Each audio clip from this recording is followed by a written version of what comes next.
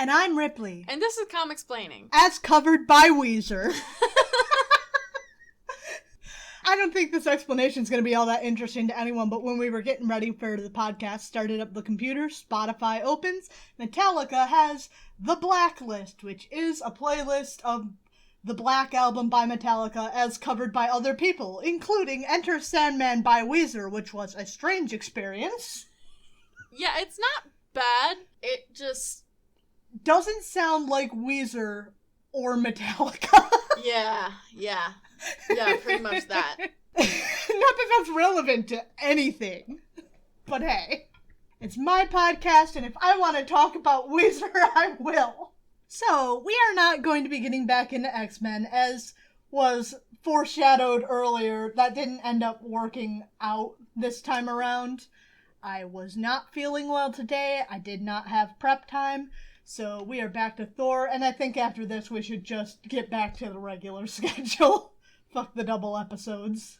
Yeah, that might be for the best. At least this time around, because we're so far removed from the incident at this point that we should just move on forward. That does mean that we'll be trading episode numbers, so you'll be on the even numbers now. Yep. Yeah, so keep that in mind. Yep. I'm sure it'll happen again at some point. Alright, so what are we in for today? We're going to be starting off with Journey into Mystery number 122 from September of 1965, written by Stan Lee, penciled by Jack Kirby, inked by Vince Colletta, and lettered by Artie Simek. Nice. You're just about exactly 2 years behind where I am. Yep. It says we're mortals fear to tread, but Egghead over here, Egghead Crusher Creel, he doesn't look too fearful, frankly. Yeah, Carl's just kind of out there. I hate just calling him Carl. Anyway, let's get into it. Alright, let's do that. Oh, God! We pick up right where we left off. If you'll remember, Thor and Carl were fighting in the city. And Thor turned away just long enough to return a child to his mother, and as he looked away, Carl was able to deal a decisive blow. I have a lot of questions about the art for Carl. Yeah. He looks muscular with absolutely no muscle definition somehow. Yeah. Which is strange. Also, he looks like he got hit in the face with a shovel full of ugly. He's always looked like that. It kind of looks like he's actually backwards. Kind of, yeah. The lack of nipples really doesn't help the situation. No, it doesn't. I can't even say that they came off in an unfortunate shaving incident, because there's clearly hair here. Yes, obviously. So we pick off after Crusher dealt that decisive blow, but as we can see, not quite as decisive as he thought. So apparently after he dealt this blow, he just assumed that was it. I win forever. And Thor's like, it only stunned me, you moron. And immediately goes after him again. I like the tap on the shoulder. Yep. Literally. I'm like, ah! Oh no! What? You mean hitting you once didn't do it? Shock. Amazing. They go back into the fighting. I'm not gonna recap it frame for frame because, as we've gone over, it's not really that important. It's worth noting, however, that while Creel kind of had Thor on the ropes before, because Thor didn't really know, how to approach the situation, he's kind of done with all of this now. So he's just going straight at him, and he's actually getting the upper hand. Purely, I think, because he has more experience. He's God knows how old. And he's a warrior god, and he literally led armies into battle, so I think he has the upper hand. Plus, there's the whole, getting hit makes you fucking mad, and you can do some wild shit when you're mad. Yeah, so he's actually got Carl on the ropes this time. Far away on Asgard, Loki is watching this, and he's feeling not great about the whole thing, because he gave Carl the power. I'm gonna keep calling him Carl. Alright, he's Carl now. I'll just live with that. He gave Crusher the power to rival Thor, but there's no way that he can instill the valor and courage and experience that Thor has. So Loki decides that he needs to do the next phase of his plan. He's got the upper hand here. He's got his mortal warrior or whatever. Like, everyone thinks that he's in service of Ularic still, so he's got the element of surprise. And it's a good thing Heimdall hasn't thought to pay any attention to what Loki's up to. I know, right? You would think if you were Heimdall that you would want to check in just from time to time because the bitch always up to something. Yeah.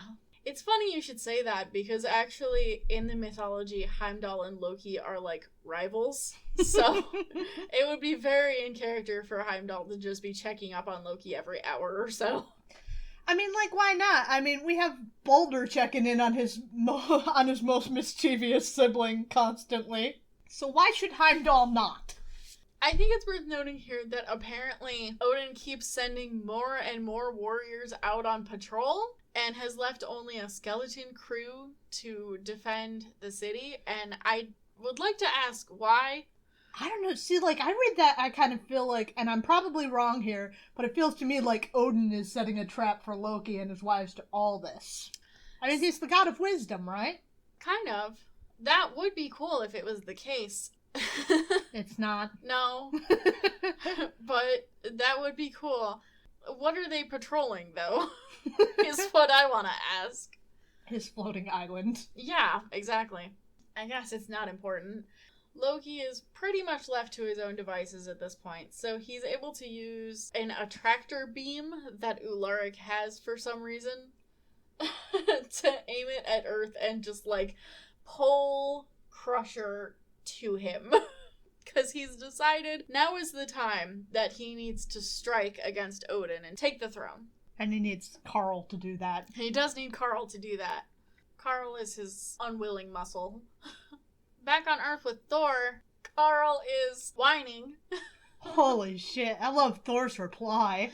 Yeah. So Carl says, "It ain't fair. What good's my strength, my power, if I can't land a blow? I didn't know it was gonna be like this." Drop your iron ball and chain and say no more. Your very voice is offensive to my ears. Yeah, shut up, bitch. Quit whining. And suddenly, as they're having this conversation, Crusher is enveloped in a strange light and pulled off to lands unknown. So Carl just flying through the sky. Yeah, all pretty the way much. to Asgard. Pretty much. Whining all the way. Thor immediately realizes that this is the attractor beam that belongs to Ularic and that someone on Asgard has transported Crusher. Why does he know about this? This doesn't seem like it would be in his sphere of interest, what Ularic gets up to. I don't know. He is, like, the heir apparent of Asgard, so I guess he must have, like, some kind of cursory schooling. Odin sent him for a small job shadowing week. Yeah. But just as Thor is about to take off to follow him, suddenly there's an explosion of glass from a building above him. Oh, shit. And he looks up to see who else but Jane Foster at the window where apparently she herself has caused a gas line to explode. How? To get his attention. Jesus Christ, girl. That's risky as hell. Yeah, so she calls out to him, and he does come up to save her, although he doesn't realize who she is at first. He kind of thinks that it might be her, but he's, like, not allowing himself to be that hopeful yet. You get your hopes up, they're just gonna be dashed. Yeah, so first things first, there's someone in danger, he has to rescue them. And he does. And as he gets there, he realizes she is indeed Jane Foster. But she's been hurt in the gas explosion. She's been hurt and she's inhaled gas, so she's not doing great. She's passed out, in fact, because that's what she does. So immediately, Thor goes to turn into Donald Blake to administer medical attention. But as he does, the flash of a camera goes off. Oh my god. It's the hooded man. Holy shit! It's the hooded man, and as he comes in and introduces himself, it turns out that Jane Foster being held captive here was entirely, completely a ploy to prove that Donald Blake and Thor are the same person. You will never guess who set this up. That's right, it's Harris Hobbs, the reporter from earlier in this story. God damn! Reporters in the Marvel Universe, fucking photographers, the whole news media are really on some shit. Yeah, so this is unethical at best. Well, he kidnapped her! Exactly! You can't kidnap someone! You can't kidnap people, even if it's the fucking story of the century, Harris Hobbs. And I'm like, even if he somehow manages to keep these photo evidence, which, like, y'all know he's not gonna, because it's fucking Thor. I mean, he knows who he is, but, like, what good's it gonna do him if he can just hit his damn stick on the ground, smash his fucking camera with a hammer, and it's game over, and now what? Harris just knows this, but what good is it gonna do him? Right, like, exactly. So even if he manages to keep the proof, I find it doubtful that any reputable source is going to print that, given the ethical problems with how he obtained this. This is a lot. This is a lot. Also, he will go to jail for kidnapping. Absolutely! So... He's going to publish the fucking evidence? Yeah. This is a lot. But before we can address that, we jump back to Asgard, where Crusher Creel is appearing in Ularic's chamber to meet Loki. Whining all the way. And Loki says, "Turn and face your master." And Crusher predictably doesn't take well to that. No, he does not. He immediately goes to attack Loki, but Loki created Crusher, so he knows his weakness. He, I guess, teleports Crusher to some kind of snowy field. It's, like, bitterly cold, and he just starts to absorb the snow and the cold, and he just can't take it anymore. And just when he thinks he's going to die, I guess, Loki teleports him back, and now he's feeling a little bit more amenable. His one weakness, being really cold. Well, he's not wearing a shirt. That's true. Loki tells Crusher that he is going to help Loki take over Asgard, and if he does so, he will be afforded a place of privilege, and they will essentially rule, I mean, together, but I'm assuming not in, like, marriage or anything. Well, you never know. Maybe they will. I think Loki could do better. I think so. He should at least have a man with nipples. Yeah, true. I'm just looking in his back. No nips, fucked up face and all. Yeah, he sure is. After coming to this arrangement, they start stalking through the hallways completely, like, openly and unabashed. I guess Loki is cool with this and, like, announcing his intentions now that he has a goon to hide behind. Now's the moment to strike. Yeah, so they just go out and Loki has Crusher start fighting the warriors who are still there, which is not a lot of them. I have a question about Carl's assertion here that the more people he fights, the more power he absorbs, because shouldn't he only absorb the power of one, or, like, the number of dudes around? So fight them one at a time. I don't know. Yeah. I don't buy this. Well, it's like that bullshit where he absorbed the power and the bigness of the buildings. I hate that. Yeah. So, like, it's not good. And it definitely phases out at some point. But we just have to accept it's a thing at this point. Yeah, alright. The living mace here has quite a face. So, Carl is fighting these guys, and one of them goes to hit him with, like, a spiked mace. But Carl just, like, absorbs the mace, I guess. The maceness. The maceness of the mace.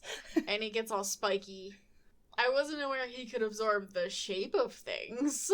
Right, I thought it was just the material properties, but then again, as mentioned, he did absorb the bigness of New York City. True. God, I can't wait until his powers get a little more nailed down. So he's kind of just rampaging through the pittance of warriors who are left to guard the capital. In their Technicolor glory. Yeah. Back on Earth, Donald Blake is in the hospital with Jane Foster. He's just finished treatment on her. She's feeling much better, but she's pretty obviously traumatized by this whole ordeal. She asserts that Don can never leave her again. Which is like, ooh.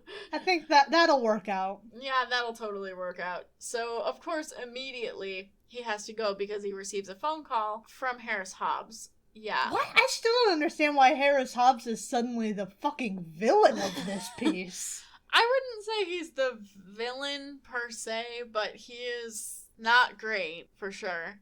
He's certainly an antagonist. Yes, definitely that. So he has to go turn into Thor to go meet Harris Hobbs to negotiate this whole photo evidence of him having a secret identity business. You should just give him his stupid amnesia pinch. That would be a really lame end to that. Yeah, it was nice of Harris to at least let Don take Jane to the hospital. Yeah. Why did he do that? Why has he done anything? Why? Yeah, great question. Thor flies out to meet Harris, and they have some differences of opinion. Yeah. Harris asserts that Thor cannot strong-arm him out of this. I would disagree. And he says that he holds all the cards, and in fact, Thor proves that he does not by smashing the entire ground and, uprooting a tree around him. But Harris knows that he is pledged to never harm a human. Why does he know this? I don't know. Because Thor talks out loud to himself a lot of the time. I mean, guess. You're not wrong about that. God, this again. So, Thor says, "Indeed, I cannot harm you, but I have more means than that at my disposal."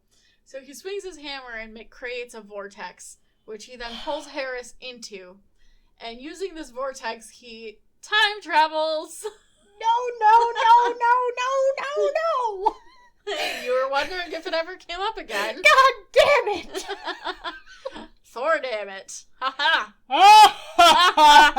Fuck you. So, in his vortex, he travels back to some non-specific dinosaur time, where he threatens Harris, he could just drop him right now and leave him there, and it wouldn't be against his oath, which, he's technically not wrong. No, I think Harris needed to do a lot more thinking about this whole everything. Yeah, and then Thor takes him to the far future where Earth is about to be collided by another planet. All of the humans have migrated to another colony, and there's a whole new race of people evolving. Ostensibly. Yeah. And he threatens to leave Harris here. And Harris is like, no, he's freaking out at this point. He's like, no, take me back, please. I mean, you can't blame him, but this whole plan was very short-sighted on Harris's part. Truly. Truly. You know, there's a lot of stories specifically about what happens when you think that you have the upper hand over gods. There's, in fact, a whole word describing what that is. Hubris. They return to the present day. Thor drops Harris out of his vortex and lets the vortex go. And he's actually kind of impressed that Harris still has any kind of will to continue this. But Harris tells him he will destroy the evidence if Thor will agree to take him to Asgard. Even if Thor has to erase his memory afterward, he just wants to see it once. That's kind of cool. Yeah. It is kind of cool, although he does say, I am a reporter, it would be the greatest story of all, even if I never write it. Which, I don't think that's true. I don't think it's a good story if you don't write it. I don't know. I've run into this trope a lot, and I don't mind it. I don't know. I'm not a reporter, so maybe that's just a thing. Thor knows that he needs to go to Asgard, right now, or maybe 10 minutes ago at this point. So he just decides he's gonna deal with this later. So, yes, Harris can come to Asgard with him. And that's gonna work out great, as I'm sure you can surmise. Yeah. Meanwhile, in Asgard, Carl is made of spears. I hate it. Again, with him absorbing the shape of things, before he just absorbed, if he absorbed metal or, steel or iron, he would just be made of that, but here he's a pokey spearman. Or a mace. Yeah. And it's a lot. I truly abhor it. He's busy dispatching the last warrior who is indeed wielding a spear. There's another warrior next to him. Yeah. And then he asks Loki what to do next, so Loki says, next, we have to go into the throne room and defeat Odin. Yeah, I'm sure that's gonna work out well. Yeah, that's gonna happen. So they do that. And immediately, as Carl comes in and starts to go after Odin, Odin shoots some kind of cosmic bolt at him, which Carl just absorbs. Oh, God. Yep. And then he's able to hurl it back at the Allfather himself. And that's the cliffhanger for this issue. It's convenient that this is spectacle beyond words, wonders beyond description. Yeah. Very convenient, Stan. Alright, what have we got next? Well, next we have the Tales of Asgard. Picking up where we left off, where It's like the creative team is all the same on this one, right? Yeah. Thor and Loki are leading a group of soldiers on a mission to stop Ragnarok. And they're on a boat that's in the middle of a storm, and they're approaching the jaws of a dragon, apparently. And some of the crew want to turn around, including Loki. But Thor is insisting that they have to press on because their mission is very important. They got shit to do. And the boat can fly, but we're not talking about that right now. I suppose. Thor and Loki are kind of facing off about this whole ordeal because, again, the crew has fractured into two different factions. One sticking by Thor, and one siding with Loki because they don't want to die. So they just start fighting. It's honestly not really worth going over. They're just oh. Fangel is there. He's doing a great job. He doesn't have a neck. He doesn't have a neck. Well, he has like a fur collar on. Hogan is also there, doing a great job saying many words, even though he's supposed to be silent. Volstagg is also there. Fantastic, as always. Excellent. He's perfect. When suddenly the ship is engulfed in a wave of water. And even as this is happening, a noise cuts through the din of battle as everyone turns to see that Balder has lashed himself to the figurehead and is blowing a horn. And they don't really understand why. They're just like, why is he doing that? Okay, so really no time has passed because when we closed out last issue, Balder was still climbing that figurehead. Yeah. It's only been like a couple seconds. God. These things move at a fucking crawl. Yeah. And even as this is happening, no one is really steering or, like, controlling the ship, so they're just moving ever further into certain doom. And that's it. So, yeah, if they didn't want to die, you'd think they would want someone to keep steering the fucking ship. Right? So next we have Journey into Mystery number 123 from October of 1965. Written by Stan Lee, penciled by Jack Kirby, inked by Vince Colletta, and lettered by Artie Simek. We have a new face here on this cover. Yeah! He's, exciting. Before we get into it, I have to say that yet again, this issue has some very bad depictions of Asian people. Oh, no. Asian people, and also this guy, who I think is supposed to be Asian. So he's called a witch doctor, which is not an Asian thing as far as I'm aware. And he's a lot. We're gonna just roll right along, and thankfully he's not gonna be here for very long. Okay. So. Now we're going back to Asia. Are we going back to Vietnam again? I don't know. Okay. It's non-specific. Okay. Asia! We pick up with Thor about to take both himself and Harris Hobbs to Asgard. Harris Hobbs has his camera, by the way. Thor never learns. You think Thor would do something about that. But as they're going, Harris is saying that he just wants a few pictures, and instead of saying, no, you can't take pictures, Thor just says, no, you can't see the way that we're going because it's through space, and you'll be, I don't know. You'll go crazy. Basically. So they travel by vortex, and as they arrive, Harris is about to take pictures, but he stops because he's just so amazed by the beauty of it all. It's too cool. It's too fucking cool. They have arrived on the Bifrost, and they begin to approach the city. Harris has completely forgotten about taking pictures, which is good, because Thor still hasn't taken the camera away from him. Thor also forgot about him taking pictures, so... Yeah. Thor is bemused, I would say, because Heimdall isn't guarding the Bifrost. And indeed, as he advances further into the city, he notices that the streets are pretty much empty. Most of the warriors are gone. Maybe they're at the mall. Yeah, they should. They're probably at the mall. That's probably it. There was a good sale at, As Guardian Black Friday. Yeah. And finally, Thor arrives at the palace where he is able to meet up with the warriors that Loki and Karl dealt with earlier, who are, some of them are apparently up and running again, but not doing anything to stop Loki and Karl's. They're picking themselves up, putting themselves back together after getting just fucking wrecked. Yeah. But they do point Thor in the direction, and he takes off. He's apparently forgotten about Harris, which, like, I guess this is a pretty dire situation, so I understand why. Yeah, before this it was stupid, now it makes sense. Yeah. They run out to where Odin is, and they arrive there just in time to see Odin shooting that bolt of whatever, cosmic bolt, whatever it is, at the Absorbing Man. And Thor is saying he has to warn Odin that anything he uses against pressure will be used against him. Right. But he didn't get there in time. Odin's constantly watching shit through his little TV of what's going on down on Earth, but I guess he just never bothered to tune into the Karl channel. Yeah.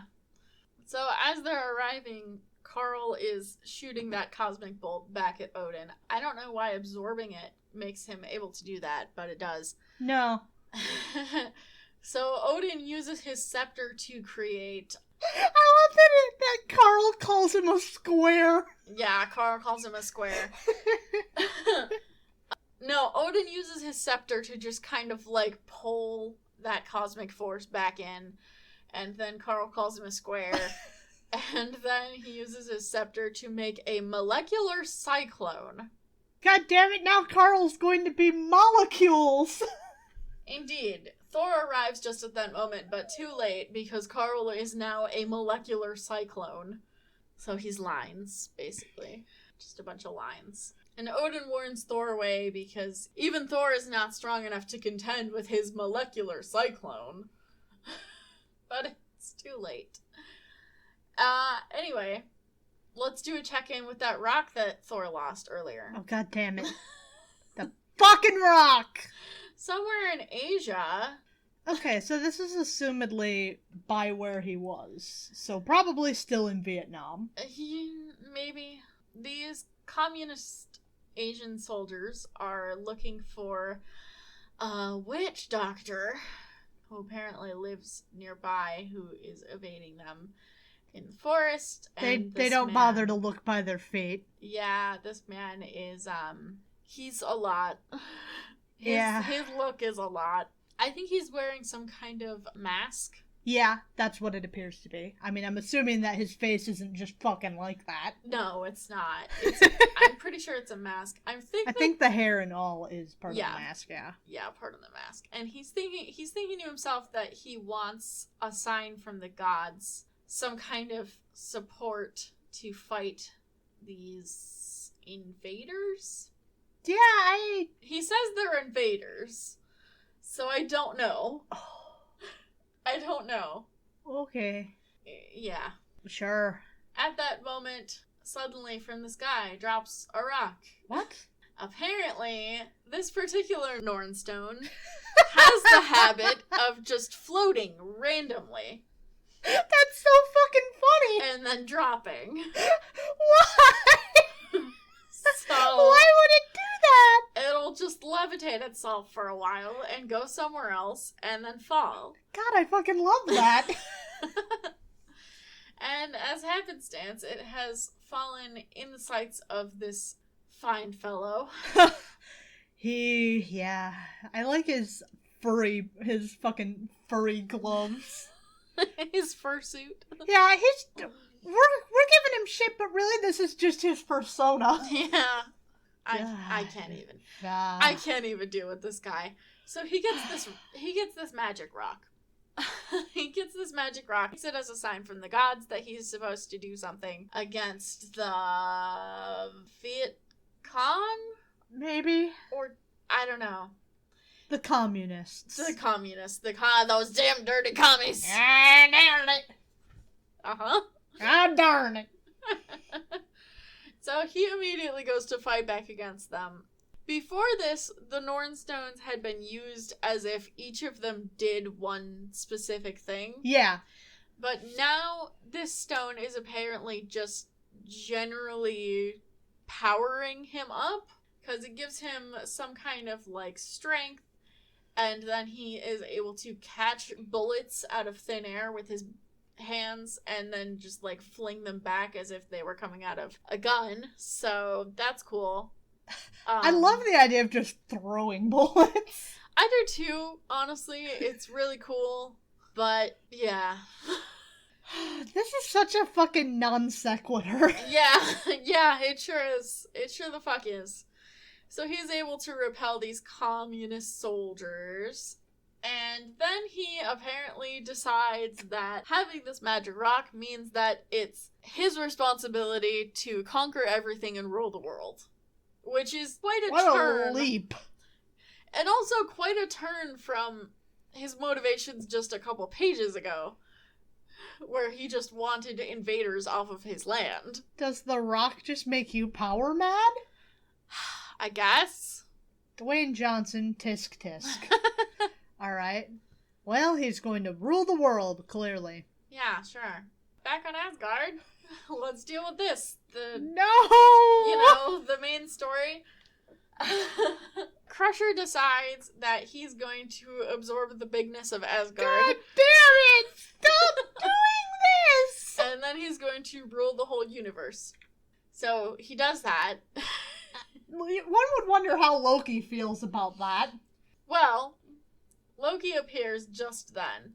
Odin is kind of telling Thor to, like, sit back and wait for a bit because Thor wants to start fighting with Crusher again. But Loki shows up just at that moment.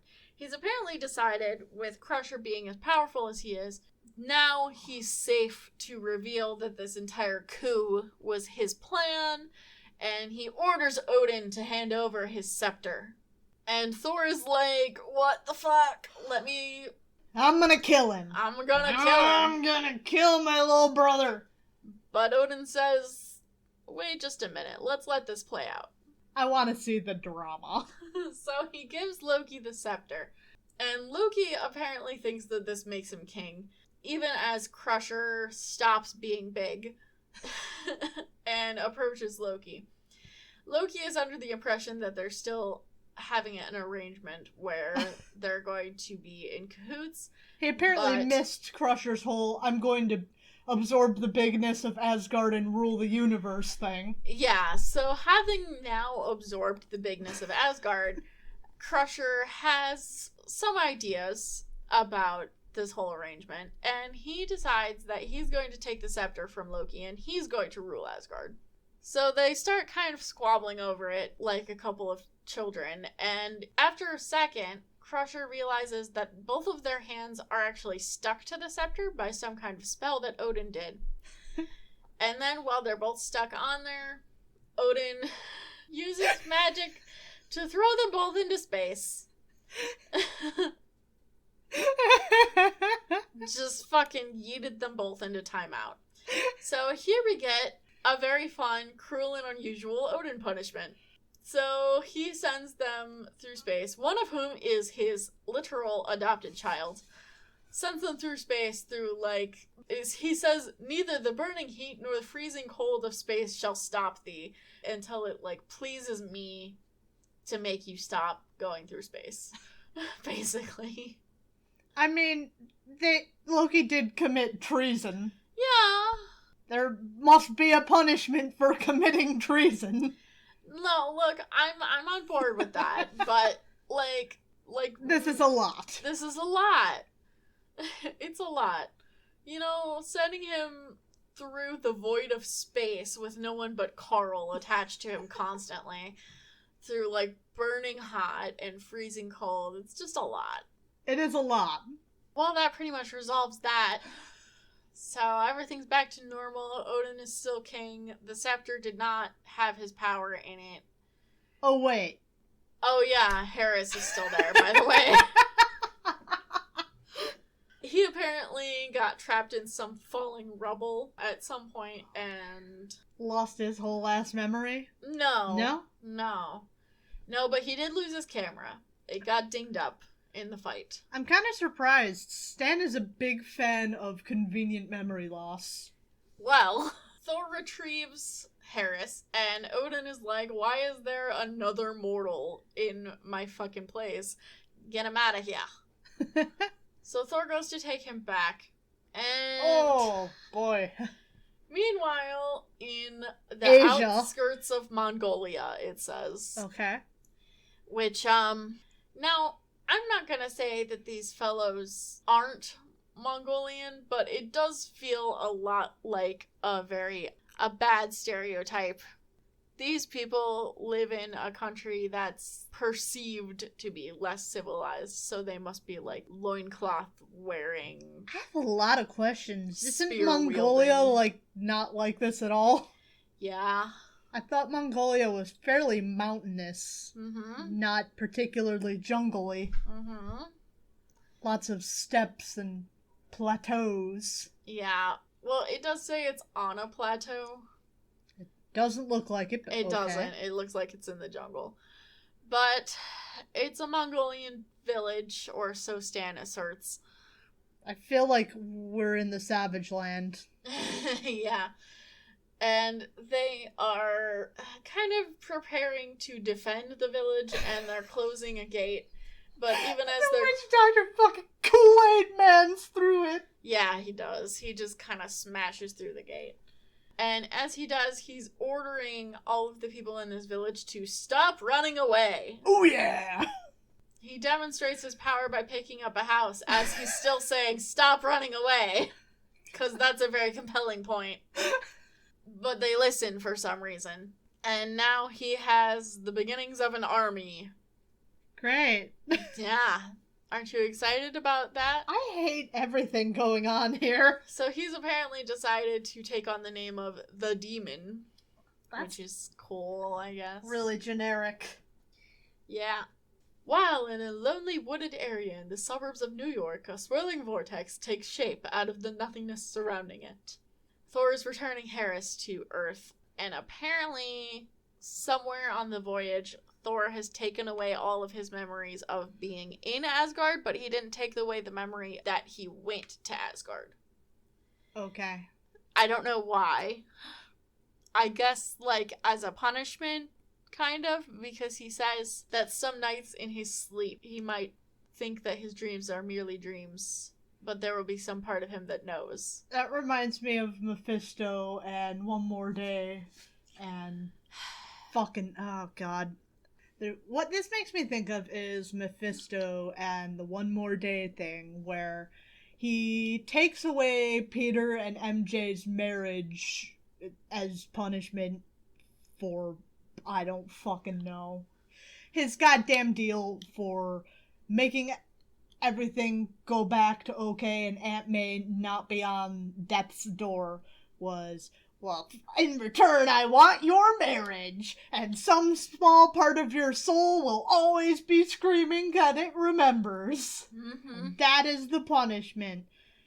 Why? I really regret getting into this. Let's move along. Okay, let's go back to Tales of Asgard. Oh, yeah, because that's so much better. It is. Oh, that's, Odin has an outfit on. Wow. Wowie zowie. I like his special sword holder that makes it so that he can't lift his leg. Keeps stabbing himself in the fucking leg. Yeah. The warriors who are left on Asgard, including Odin, are apparently assembled to witness some kind of omen. Does he have a fucking light on his head? I don't know. It does look like a beacon of some sort, doesn't it? I like the horns. Yeah. The horns are intense. The horns are actually cool. Mm-hmm. They're witnessing some kind of omen, which is apparently a dark, roiling storm cloud that resembles the shapes of warriors clashing. Don't you just love cloud watching? Yeah. So peaceful. The warriors are all disturbed by this, and they have to turn away. But all that Odin can wonder is how Thor's doing. So let's check up on Thor. Okay. Not great, is how he's doing. The boat is heading steadily towards the jaws of this dragon, who appears to be made out of stone. Baldur is still... Baldur lost his shirt somewhere in this series of events. Baldur lost his shirt, but he's still strapped onto the helm, blowing his fucking horn. I'm the sax man. He is. I don't understand how he thinks this is going to solve the situation. It seems a little bit funky, but I guess in the heat of the storm and their approach to the jaws of a dragon and Baldur tooting his horn, everyone has kind of forgotten about the mutiny and the fight that was going on. So as they're approaching and indeed about to be swallowed, Baldur gives one final tooty toot toot, which I guess destroys the dragon somehow. It crumbles into rocks. I'm so happy. I don't know how this happened, and we're not going to find out until next issue, if then, because that's the end of it. So how did you like those issues? Best ending! That was like the climax to this entire, 8-issue story? Oh, boy. 8 or 9? How do I feel about all that? Yeah, how do you I don't feel? know how I can summarize. It's like one issue we have Harris Hobbs, secretly evil. Mm-hmm. Jane is here and she caused a gas explosion.